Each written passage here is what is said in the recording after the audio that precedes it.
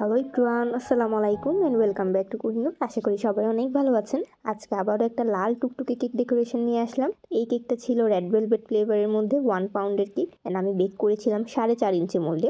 এটা ছিল একটা হাইট কেক।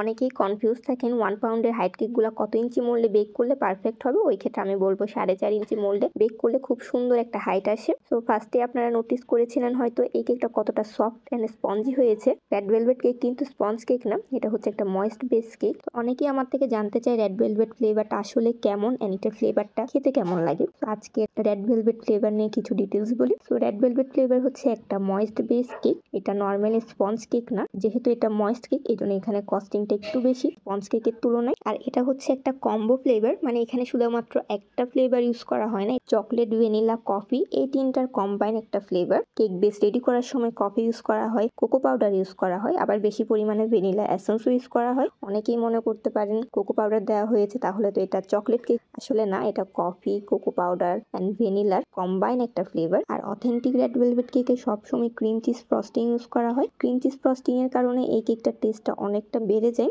অনেক অনেক অনেক বেড়ে যায়। এন্ড ক্রিম চিজ ফ্রস্টিং কিন্তু অনেক বেশি মজা। এটা একটা বাটারি ফ্লেভার আনে কেকের মধ্যে, পাশাপাশি একটা সাওয়ার একটা ফ্লেভারও আনে, কারণ ক্রিম চিজ কিছুটা একদম হালকা কিছুটা পরিমাণ টক হয়। আশা করি বুঝতেই পেরেছেন রেড ভেলভেট ফ্লেভার কিন্তু একটা ফ্লেভার না, 3 থেকে 4 ধরনের ফ্লেভারের কম্বাইন একটা কম্বো হচ্ছে রেড ভেলভেট ফ্লেভার। এন্ড আমার পার্সোনালি অনেক অনেক অনেক প্রিয় ফ্লেভারগুলোর মধ্যে একটা হচ্ছে red velvet flavour with cream cheese frosting. আপনি যদি অথেন্টিক ভাবে কেকটা বানাতে পারেন তাহলে এই কেকের টেস্টটা কিন্তু অনেক ভালো। এখন আসা যাক এই কেকটার মধ্যে। এই কেকটাও ছিল red velvet with cream cheese frosting and এখানে সেমি ফন্ডেন্ট ডেকোরেশন ছিল, যদিও আমি ডেকোরেশন গুলো করেছিলাম চকলেট পেস্ট দিয়ে। আর পাশাপাশি এই কেকটা ছিল একটা সিক্রেট মেসেজ থিম কেক। আমার আগে সিক্রেট মেসেজ থিম কেকগুলো যখন আমি পোস্ট করেছিলাম তখনই এই অর্ডারটা আসে।